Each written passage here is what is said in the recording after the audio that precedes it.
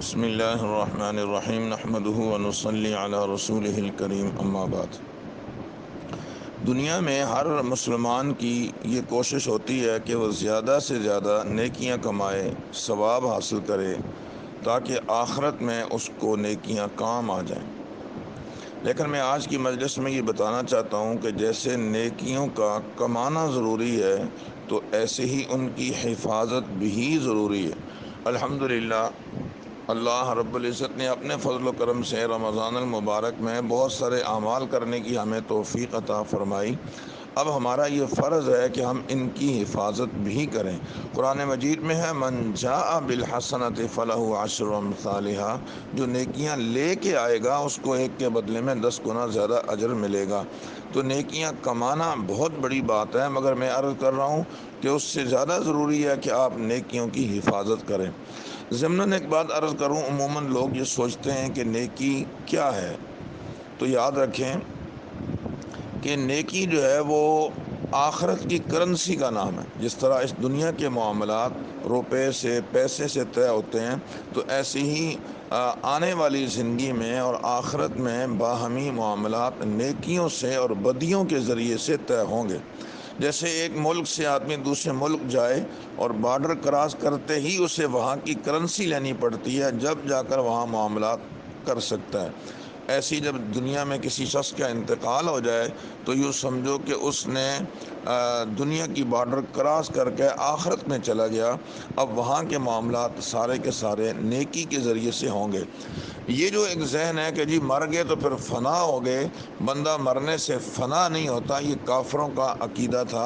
اَإِذَا مِتْنَا وَكُنَّا تُرَابًا وَعِظَامًا أَإِنَّا لَمَبْعُوثُونَ، جب ہم مر جائیں گے اور جو ہے وہ مٹی بن جائیں گے، ہڈیاں بن جائیں گے، تو کیا ہم دوبارہ اٹھائے جائیں گے؟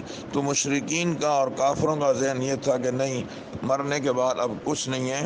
مسلمان تو یہ سمجھتا ہے اور اس کا یہ عقیدہ ہے کہ موت فنا ہونے کا نام نہیں، بلکہ ایک جگہ سے دوسری جگہ منتقل ہونے کا نام ہے۔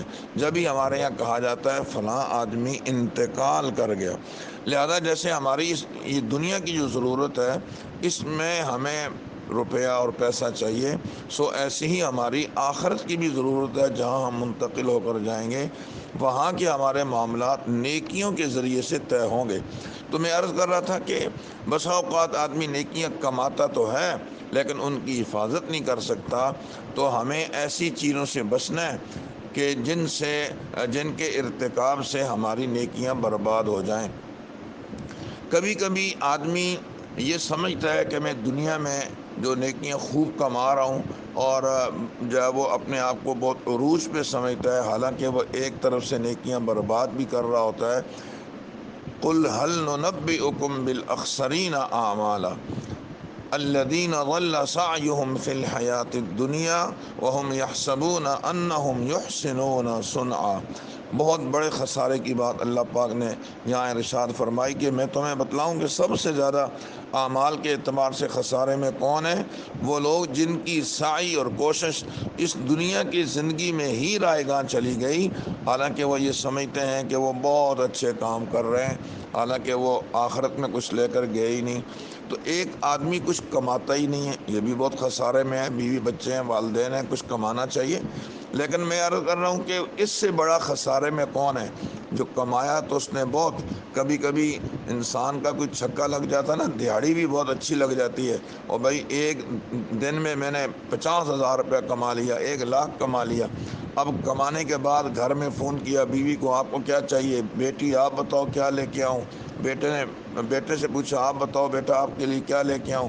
سب نے اپنی اپنی چیزیں نوٹ کرائیں، اور یہ اپنے اعتبار سے بہت خوش ہیں کہ میں سب کی ڈیمانڈ آج پوری کروں گا کہ آج میں نے 1,00,000 روپیہ کمایا ہے۔ اب وہ دفتر سے باہر نکلا، 1,00,000 روپیہ جیب میں ڈالا ہوا ہے، گھر کے قریب پہنچا، اب چیزیں خریدنے کے لیے بازار جانا چاہ رہا تھا، لیکن اچانک کچھ مہربان لوگ اس پہ حملہ آور ہوئے اور اس کا یہ 1,00,000 روپیہ چھین لیا۔ اب یہ گھر میں جب پہنچا تو بیٹی بھی ہاتھوں کو دیکھ رہی ہے، بیوی بھی دیکھ رہی ہے، ماں باپ اور بیٹا بھی، مگر کچھ بھی نہیں۔ کہنے لگا میرا تو نقصان ہو گیا، مجھ سے تو ظالموں نے پیسے چھین لیے۔ تو یہ بھی آدمی خسارے میں ہے۔ مگر میں عرض کر رہا ہوں جس نے کمایا نہیں اس کو اتنا افسوس نہیں ہے، لیکن جس نے کمائے پیسے مگر افسوس کے گھر نہ پہنچا سکا، اس کو زیادہ دکھ ہوگا، زیادہ افسوس ہوگا۔ آپ نے کہانی سنی، آپ کو بھی افسوس ہوا ہوگا۔ ایسے ہی اگر ایک آدمی نے دنیا میں بہت نیکیاں کی مگر ان کی حفاظت نہ کر سکا اور آخرت میں جب وہ یہ سب نیکیاں رائگان چلی گئیں، یہ بہت بڑے خسارے میں ہے۔ یوں سمجھو کہ ایک آدمی اگر نیکیوں کی حفاظت نہیں کر رہا، ریاکاری ہے، اخلاص نہیں اور دیگر جو ہے وہ اہتمام حفاظت کا جو ہے وہ نہیں کر پا رہا، تو وہ نیکیاں نہیں، جیسے ایک آدمی نوٹ سمجھ کے پتھر تھیلے میں ڈال رہا ہو اور اب وہ تھیلا بھر کے بازار لے گیا، چیزیں خریدیں اور پیسے دینے لگا تو پتہ چلا یہ تو پیسے نہیں ہیں، تو پتھر ہیں سارے کے سارے۔ اس کا بھی نقصان ہوا مگر کم ہے، کوئی بات نہیں، واپس آ کر پیسے لے جائے گا۔ لیکن اس سے بڑا نقصان وہ ہے کہ آخرت میں ہم جائیں تو ہمارے تھیلے میں سے نہ پتھر نکلیں نہ نیکیاں نکلیں، یہ بہت بڑے خسارے کی بات ہے۔ میں دوسری مجلس میں کچھ ایسے اعمال ذکر کرنا چاہوں گا کہ جن اعمال کے ارتکاب سے انسان کی نیکیاں برباد ہو جاتی ہیں۔ جیسے کمپیوٹر میں کبھی کوئی وائرس آ جاتا ہے نا، تو لکھی ہوئی تحریر ساری ضائع ہو جاتی ہے۔ سو ایسے ہی کوئی ایسے اعمال ہیں بعض جن کے ارتکاب سے اور ان کو کرنے کی نحوست کی وجہ سے آدمی کی ہوئی نیکیاں ساری کی ساری ضائع ہو جاتی ہیں۔ وہ 6 اعمال ہیں، انشاءاللہ دوسری مجلس میں وہ عرض کیے جائیں گے۔ ہمیں وہ اعمال اچھے انداز سے سمجھ لینے چاہیے، یاد کرنے چاہیے، تاکہ ہم ان سے بچیں اور ہم اپنی نیکیوں کی حفاظت کر سکیں۔ وآخر دعوانا ان الحمد للہ رب العالمین۔